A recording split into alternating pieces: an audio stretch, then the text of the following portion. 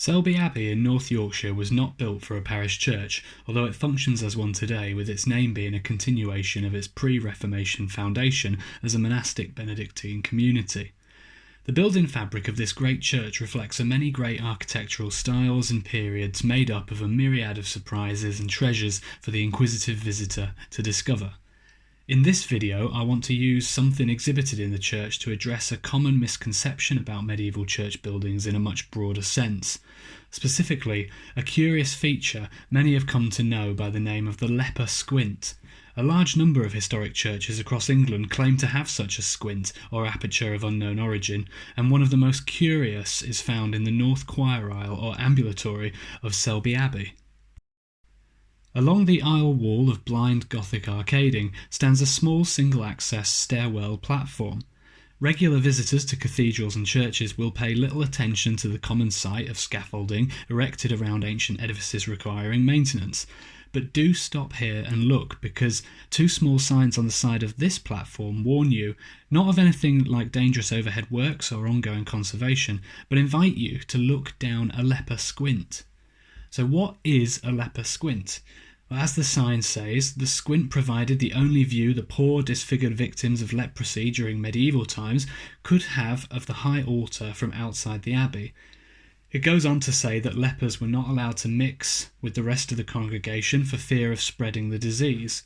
To an extent, there is some truth in this latter point, insofar as people living with leprosy were often provided for in hospitals on the edges of settlements and towns, away from the greater concentrations of the population.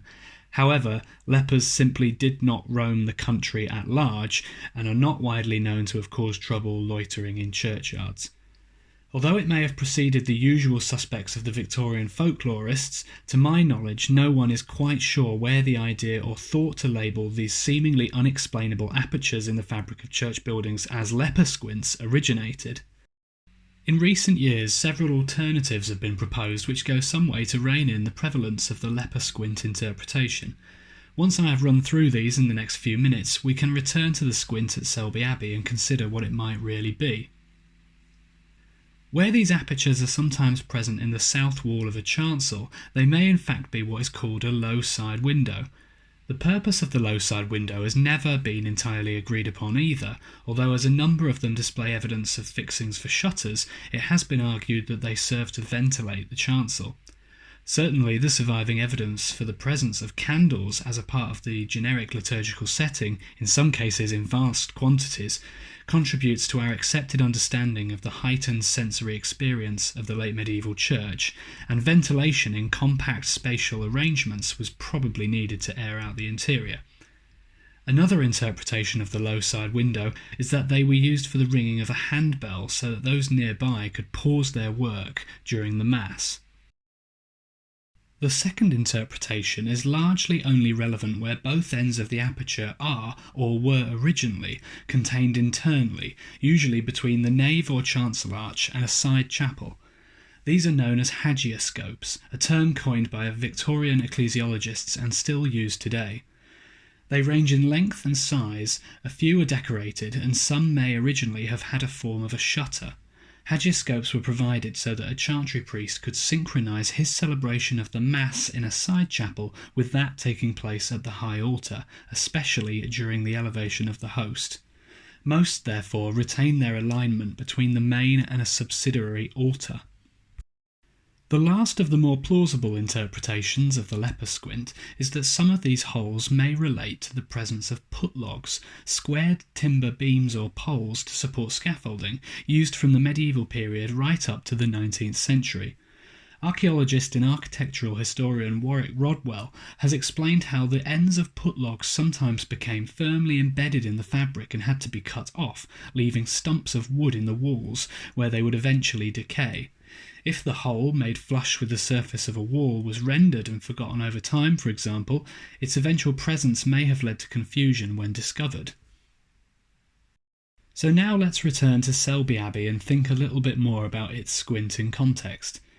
Given its distance from and sharp angle toward the high altar, and on top of the fact that it projects through nearly 10 feet of solid masonry in the structural aisle pier abutting the north transept, it is quite possible in my opinion that it has something to do with scaffolding from earlier building work in this area of the church. The north transept underwent substantial alteration and extension in the 15th century, including the addition of the new Latham Chapel at roughly the same time, into which the spectator end of the squint now opens. Paradoxically, the present interpretation in situ invites the visitor to look the wrong way down the aperture into an ambulance space between storage and the public toilets. There is, in theory, a possibility it may have served as a hagioscope after the Latham Chapel was built. In one of the church's old guidebooks it states that before the Latham Chapel was built, lepers could stand outside the church and watch the priest from this angle.